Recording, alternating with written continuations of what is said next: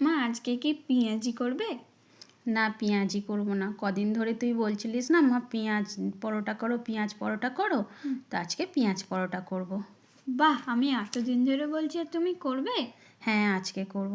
বন্ধুরা, প্রথম পেঁয়াজটা আমি স্লাইস করে কেটে ওতে লঙ্কা, জিরে গুঁড়ো, ধনে গুঁড়ো, জোয়ানটাকে একটু হাতে গুঁড়িয়ে আর হচ্ছে আপনার ধনে পাতা, নুন, জলজিরা দিয়ে ভালো করে, আর বেসনটা অবশ্যই দেবেন, কারণ জল কাটবে তো নুন দেবার পর ভালো করে চটকে চটকে মেখে নিয়েছি।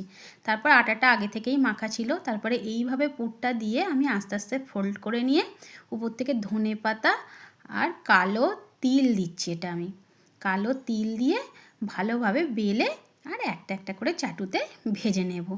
ও মা, তোমার হলো? আমি তো আর লোভই সামলাতে পারছি না। আরে বাবা দাঁড়া না, করতেও তো একটু টাইম লাগবে।